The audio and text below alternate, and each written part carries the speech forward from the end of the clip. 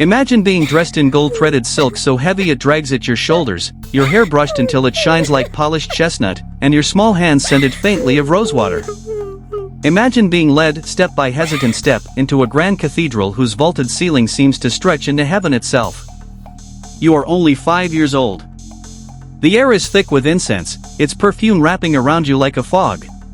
Somewhere above, a choir's voices float down in soft waves, and the deep, rhythmic chanting of priests rolls through the air like distant thunder. You look ahead, and at the end of the long, echoing aisle stands your husband. He is 40 years old. His temples are silver, his hands calloused from years of gripping a sword. His cloak is the deep red of power, trimmed with fur. You don't know him. You don't understand the vows you are about to make.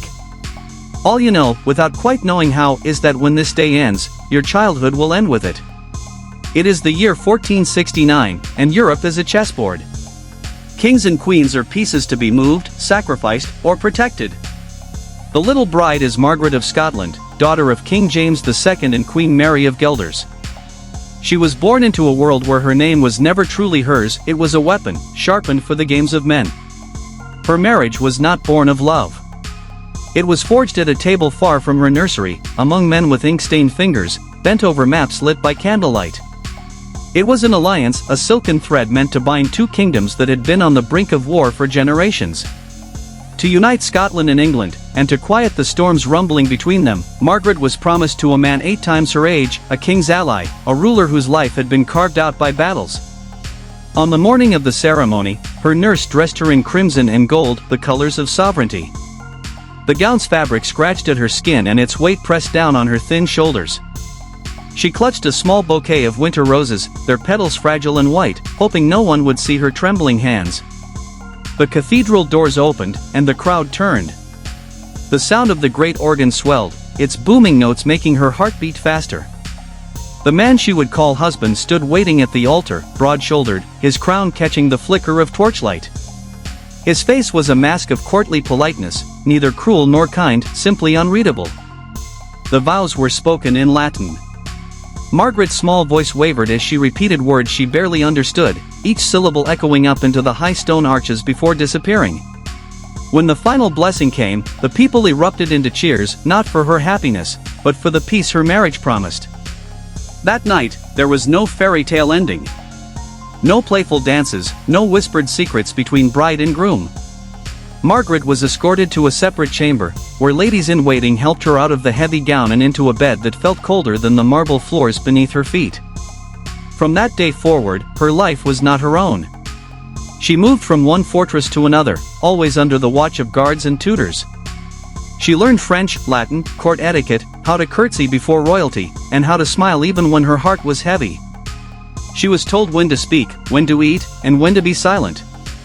At night, she lay in chambers that smelled of stone and damp wool. She would stare at the embroidered hunts and battles on the wall tapestries, images of a world she would never know, and think of the garden she had once played in as a child.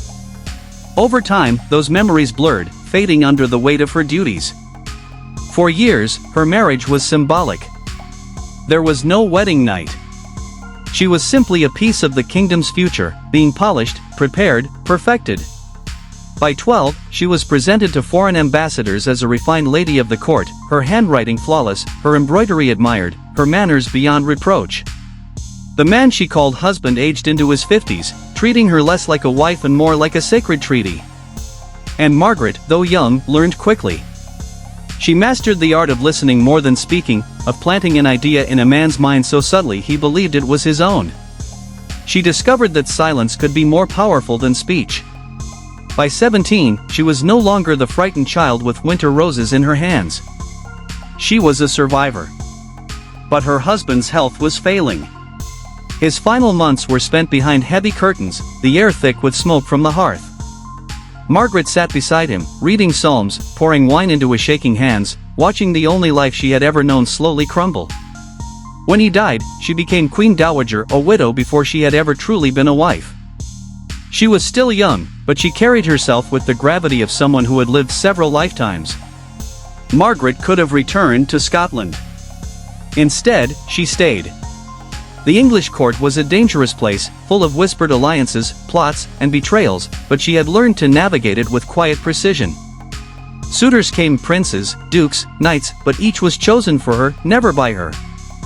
History did not crown her a great ruler or a legendary beauty. She bore no heirs, raised no monuments in her name. But in the shadows of court politics, she steered alliances, prevented wars, and safeguarded her family's influence for decades.